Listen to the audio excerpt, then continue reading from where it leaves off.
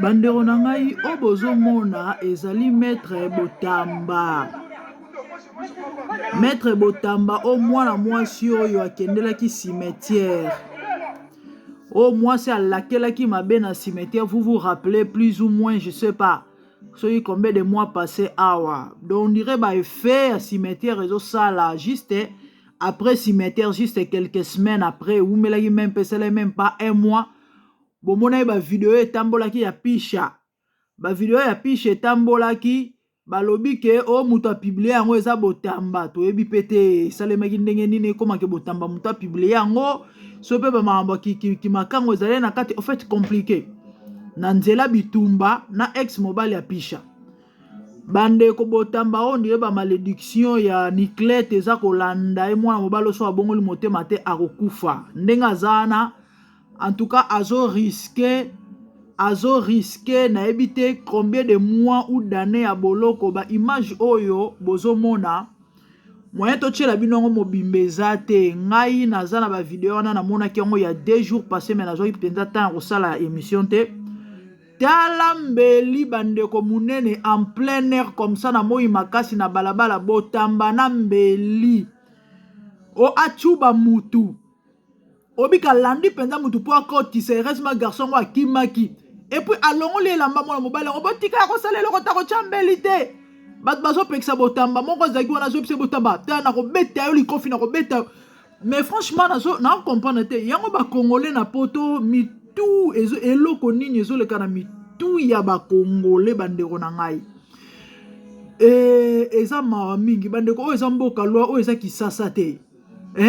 comment yo en plein air comme ça problème en nini oyo kozwala muninga oboko bunda na maboko te et puis yo soit disant maître muto makasi ok no simba mbeli po chuba muto siko a ekomi je les ai vus avec le couteau et ekomi okomi ko wanga na muto makasi mekasi ndima te azaki na mbeli na maboko bandeko na ngai bimage wana eza somo bala basi bazali pembeni bazo ganga tout autour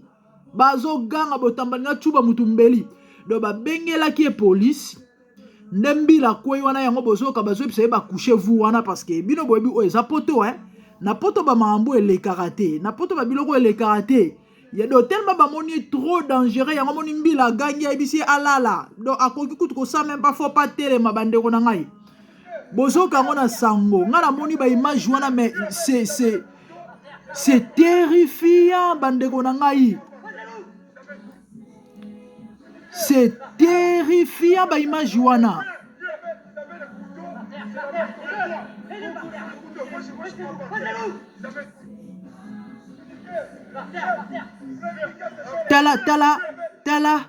Tala komiko wangana. Tala komiko wangana. Bandeko oko loko foma mvutuma do mwana mbalo azana se ya bilakeli mabe ya dega ya defote parce que ah ok prison. Bonjour se rappeler ma mon Niclette aloba maloba Niclette alobi ngana muta suka o Botamba fingi o Botamba tumboli mutu nyonso Botamba ko tumbola ta ko finga ako beta iso pa ko sala eni na ko malmener ako et puis aloba ngo via Botamba ko suka na boloko bandeko botala bandeko botala bandeko botala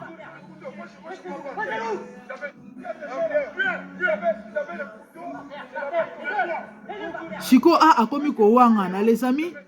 nazala ba image wana malheureusement naeba ko kata te yango bomoni na koka ko tiango te na ngala longola ta kota mbeli ou bien na bomba kota mbeli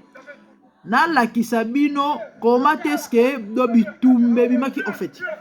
so na uti musala je vais essayer peut-être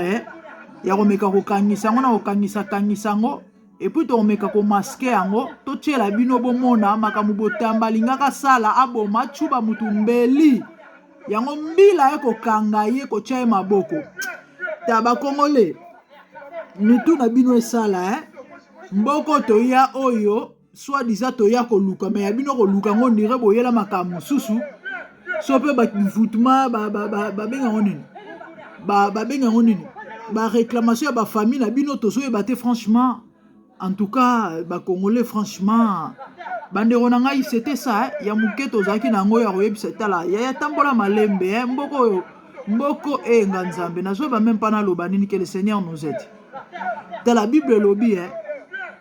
maloba ezala na nguya botala maloba mwana mwasi oyo aloba botambe fa bongola motema mama papa balakela mabe baloba maloba mwa mabe contre yo ntango akoluka nzambe yango ya koluka basali na nzambe botala baefe ya mvutuma ya maloba mabe baloba na yo. Les amis, abonnez-vous massivement, partagez, commentez, likez. Namoni nombala sima, merci.